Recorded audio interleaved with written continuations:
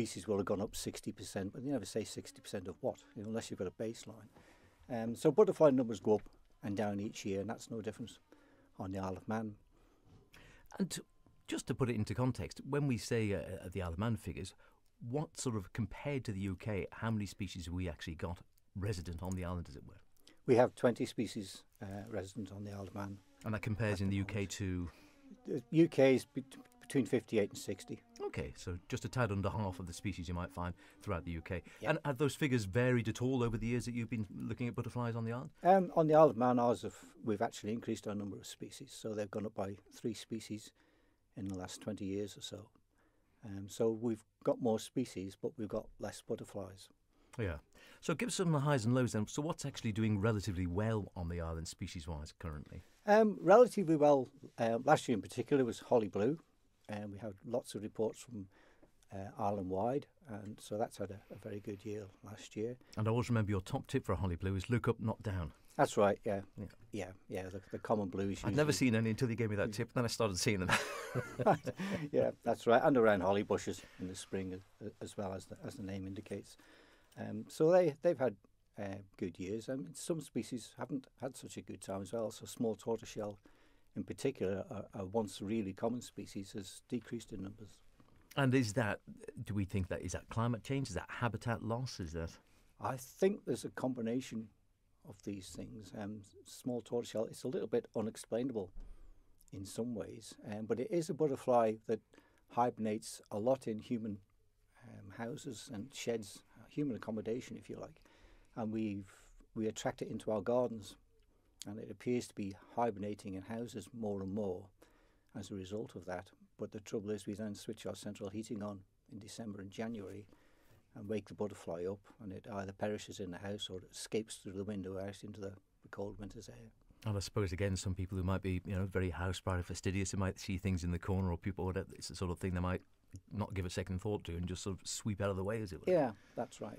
Yeah, that can happen. But we've had quite a few reports over the winter of people who have actually noticed them in the corners of their houses and actually left them alone and then counted them out as well when they've woken up. And do you think numbers on the island have fluctuated widely in the years you've been looking at them, from year to year, as it were? I wouldn't use the word fluctuated. I'd say decreased for most species.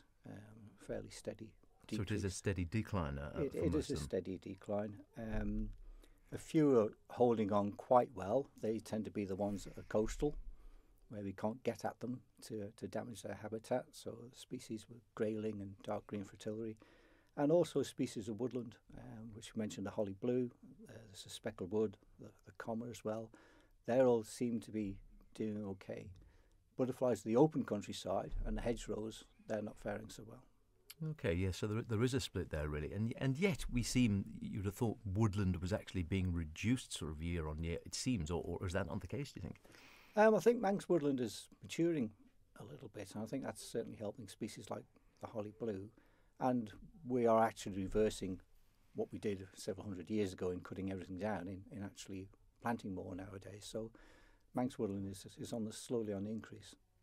And you think, again, you've been watching for a long time, and you do quite a bit yourself out of your own interest of looking at species, bringing some in. You brought in some pupa today. Amazing, really, because again, unless you actually knew you got some orange tip pupa that you wouldn't know. You just look at those; they're so well disguised and also remarkably robust. And yet, to the untrained eye, you wouldn't have a clue, would you? No. And I wouldn't be able to find those in the wild either. Yeah, it's very tricky. So is there much, you think, obviously if people are interested, they will follow their own passion, but just for the average sort of man and woman in the street with a garden or something, is there much people can do to help some of these species if they've got a patch of land at the back, if they've got a garden or a little bit of space? You can to a limited degree in gardening, but gardening for butterflies and a lot of wildlife in general isn't the overall answer. We have to look more to the wider countryside. We have to make sure they've got sufficient habitat. Gardens contribute a little bit, but the realistic situation is that unless you can provide lots of long grass and lots of what people would term weeds, which I call wildflowers, then there's a limited amount that we can provide in gardens. And valuable creatures to have around, you think? I think I don't really know many people who don't like seeing a butterfly. I mean, they're always colourful, beautiful things to see, and such sort of fleeting presences as well, quite often. Do you think the world would be a poorer place if the numbers did drastically decline? It would be a poorer place, but butterflies are perhaps more of an indicator species than so many other species. And the big worry really is that if butterflies are in decline, then there are thousands of species of insect that are likely to be in decline also. So as an indicator species, they're telling us that we've got problems in the countryside. So I was going to say, you were saying decline. That's and a worry. So the fact that generally the figures are going down for the species is something a larger concern than just the butterflies themselves. For me, the important thing with butterflies is not so much the numbers, but the range of them.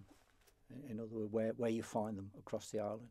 So if we're now getting parts of the island where we're struggling to find butterflies, that would concern me more than a decrease in numbers in other places. It's more about where we can find them. And if those places are decreasing all the time, that means they're being confined to smaller and smaller areas, and that has its risks as well, looking forward.